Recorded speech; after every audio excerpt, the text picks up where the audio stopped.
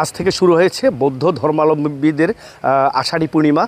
মূলত আষাঢ়ী পূর্ণিমা থেকে আশ্বিনী পূর্ণিমা এই 3টি মাস তারা মন্দিরগুলোতে বর্ষাবাস পালন করে। বর্ষাবাস যেটি হলো সেটি অনেকটা সংযম, তারা বৌদ্ধ ধর্মের নানা আচার অনুষ্ঠানকে নিয়ে তারা সংযম পালন করে থাকেন। এই 3 মাস মূলত বৌদ্ধ মন্দিরগুলোতে নানা অনুষ্ঠানের আয়োজন করা হয়। বান্দরবানের যেই বৌদ্ধ মন্দিরগুলো রয়েছে, আমি যেটিতে দাঁড়িয়ে রয়েছি এটি হলো উজানিপাড়া বৌদ্ধ মন্দির। এখানে গতকাল থেকে নানা আচার অনুষ্ঠান শুরু হয়েছে এই আষাঢ়ী পূর্ণিমা উপলক্ষে। আজ সকালে এখানে মূলত দায়ক দায়িকা এবং ধর্মপ্রাণ বৌদ্ধ নরনারী তারা সমবেত হয়ে তারা প্রার্থনায় অংশ নেন। তারা পঞ্চশীল অষ্টশীল নিয়েছেন এই আষাঢ়ী পূর্ণিমায়।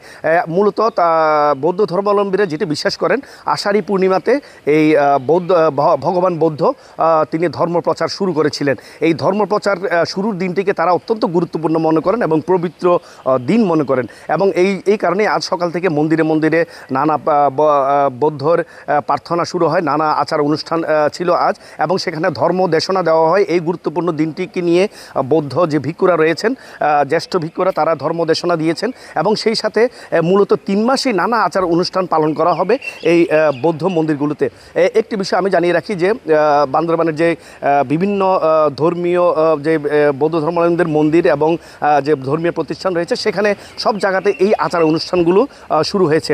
একটি বিষয় আমি জানিয়ে রাখি যে মারমা সম্প্রদায় তারা যে বর্মী বর্ষপুঞ্জি রয়েছে সেটি অনুসরণ করার কারণেই মূলত অনেক জায়গায় গতকাল থেকেই এই আষাঢ়ী পূর্ণিমার আনুষ্ঠানিকতা শুরু হয়। তবে আজ দিনটি ছিল হলো মূল দিন। এখানে অন্যান্য যারা ধর্মাবলম্বী রয়েছেন, চাকমা, মারমা, ত্রিপুরা থেকে শুরু করে বড়ুয়া সম্প্রদায়, তারা আজ এই প্রার্থনায় সকাল থেকে এই প্রার্থনায় অংশ নিয়েছেন। এবং আগামী যে 3 মাস পর্যন্ত যে বর্ষাবাস পালন করা হবে, এটির পরেই মূলত মন্দিরে মন্দিরে কঠিন চীবরদান উৎসবের আয়োজন করা হবে।